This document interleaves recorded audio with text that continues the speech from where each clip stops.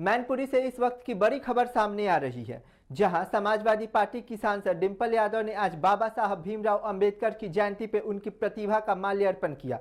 इस दौरान डिंपल यादव ने भारतीय जनता पार्टी पर जमकर हमला बोला। डिंपल यादव ने कहा कि बीजेपी केवल सत्ता में बने रहने के लिए अंबेडकरवादी होने का दिखावा कर रही है, जबकि इनकी विचारधारा विभाजनकारी है। उन्होंने आरक्षण और महिला बिल के मुद्दे पर सरकार को घेरते हुए कहा कि बीजेपी पिछड़ों और दलितों का हक मारना चाहती है। गृह मंत्री के पुराने बयानों का हवाला देते हुए डिंपल ने तंज कसा कि बीजेपी की भाषा शैली हमेशा से धमकाने वाली रही। चुनाव आयोग और नोएडा में मजदूरों के प्रदर्शन पर बोलते हुए सांसद ने साफ किया कि सरकार जनता की समस्याओं पर आंख मूंद कर बैठी है, संवैधानिक संस्थाओं का दुरुपयोग किया जा रहा है। देखिए हमारे टीम की यह खास रिपोर्ट। तो आज अम्बेडकर जयंती के उपलक्ष्य में हम लोग बाबा भीमराव अम्बेडकर जी को याद करते हुए उनको नमन करते हैं और आज हमने सबने एक प्रतिज्ञा ली है कि बाबा साहब भीमराव जी के जो संविधान है उसको पूर्ण तरीके से देश में कैसे स्थापित किया जाए, इसके आज सबने हम लोगों ने यहाँ पे शपथ ली है और बाबा साहब भीमराव जी के विचारों को आगे बढ़ाने के लिए समाजवादी पार्टी पूरी तरह से अपना जो कार्य कर रही है उसको और भी मजबूती के साथ आगे बढ़ाने का काम करेगी।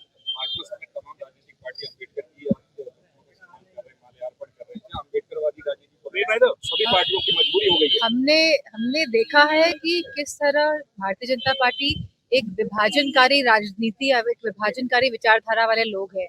ये समाज में दरार पैदा करके सत्ता में बने रहना चाहते हैं, लेकिन जहां 85 यानी कि 95% लोगों की अगर बात करी जाए, जो हमारा पीढ़ी का परिवार है, जहाँ पिछड़ा, दलित, शोषित, अति पिछड़ा वर्ग सब लोग जिसमें सम्मिलित हैं, आज उनके बारे में ये लोग बात नहीं करना चाहते। आज ये आरक्षण का अधिकार नहीं देना चाहते हैं। आज महिला बिल तो ला रहे हैं, लेकिन अगर हम कह रहे हैं कि इसमें ओबीसी यानी कि पिछड़ी महिलाओं का और अल्पसंख्यक महिलाओं का भी अधिकार दीजिए, तो वो लाने के लिए तैयार नहीं है। तो कहीं ना कहीं भारतीय जनता पार्टी केवल सत्ता में बने रहने के लिए आज जो सम्मान दे रही है वो बाबा साहब भीमराव अम्बेडकर जी को दे रही है। क्योंकि हमने देखा 2024 के दौरान उन्होंने कहा था कि हम 400 सीटें पार कर लेंगे और संविधान बदलने की बात कही थी। और हमारे जो होम मिनिस्टर साहब है उन्होंने क्या कहा था अपने राज्यसभा के अंदर, उन्होंने कहा था कि बाबा भीमराव अम्बेडकर जी भगवान नहीं है। ये बात कही थी कि नहीं कही थी? तो इनके शब्दों से आपको इनकी जो मन की स्थिति है, जो इनके अंदर चित्त में है, वो बात समझ आती है।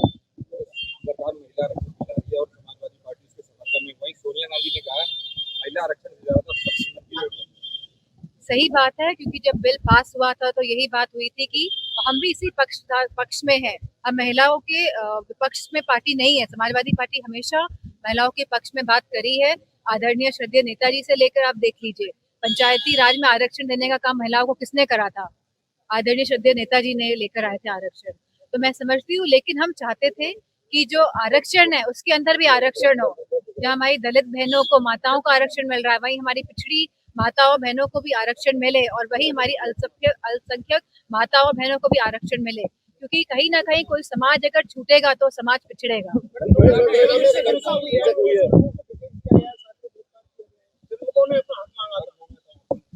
क्योंकि ये लेबर लॉस के अंडर में आता है और जहाँ ये लोग लगातार मांग कर रहे थे सरकार से, और सरकार ने जब इनकी मांगों पे ध्यान नहीं दिया, क्योंकि सरकार तो आंख मूंद के बैठ जाती है। जैसे मैंने पहले भी कहा है, कोई भी परेशानी अगर जनता को होती है तो सरकार या तो मौन धारण कर लेती है या अपनी आंखें मूंद लेती है।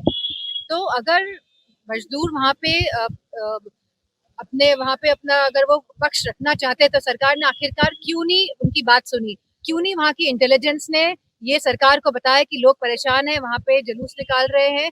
तो अगर सरकार बात सुनती तो मैं समझती हूँ कि इतना अनियंत्रित व्यवस्था नहीं होती।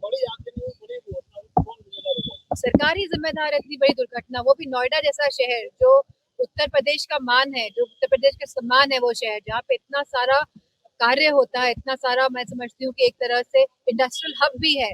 तो अगर वहाँ पे इस तरह कितनी बड़ी घटना अंजाम अगर हुआ है तो आप समझ लीजिए कि जिलों में और गाँव में क्या हालत है।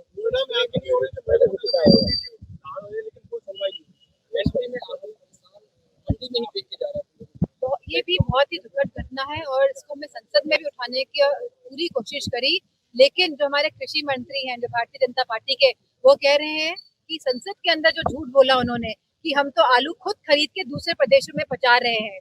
तो मैं समझती हूँ कि उनको इस बात को देखना चाहिए कि आज कितना आलू उन्होंने खरीदा है। हम तो कह रहे हैं कि अब गेहूं खरीदने की बारी आई है, तो सरकार की क्या तैयारी है? यहाँ बोरियां तक नहीं व्यवस्था करी गई है अभी तक मंडियों में। तो मैं समझती हूँ सरकार पूरी तरह से फेल सरकार है। ना ये हमारे किसानों की बात करती है, ना हमारे जवानों की बात करती है, ना हमारे युवाओं की बात करती है, ना ही महिला सुरक्षा की बात करती है। बंगाल के चुनाव में सरकार के दौरान टीएमसी वालों को धमकी दे रहे हैं, वो बता रहे हैं। अरे वो तो संसद के अंदर बैठ के धमकी देते हैं, सबको कहते हैं सांसदों को चुप हो जाइए, नहीं तो क्या आप चुप बैठिए चुप बैठिए। उनकी आपने अगर भाषा शैली सुनी होगी तो हमको समझ आएगा कि भारतीय जनता पार्टी वाले लोग धमकाने वाले लोग हैं। अच्छा, ठीक 2027 के चुनाव में समाजवादी पार्टी क्या रणनीति रहेगी, क्योंकि आयोग के ऊपर लगातार समाजवादी पार्टी अपना विरोध दर्ज कराती रही है। जहाँ जहाँ पे भी भारतीय जनता पार्टी की सरकार नहीं है, सभी रीजनल पार्टीज और कांग्रेस पार्टी इस तरह का जो कह रही है कि आयोग अपनी पक्षपात तरीके से काम कर रहा है, तो देखने को मिल रहा है किस तरह आखिरी मूवमेंट में आप डिलीटेड वोटर्स की लिस्ट ला रहे हैं। तो अब कहाँ जाएंगे लोग, कहाँ जाएंगे जिनका वोट कट गया है?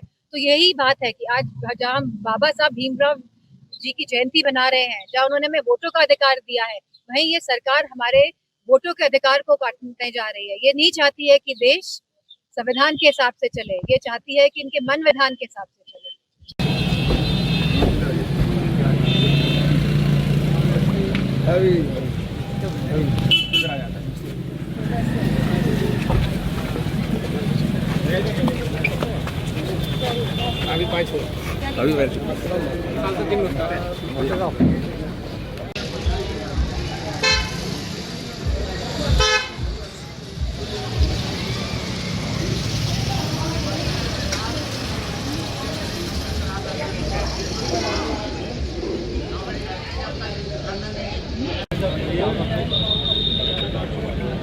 अरे आज हिंदी कैमरा खराब कर रहा है।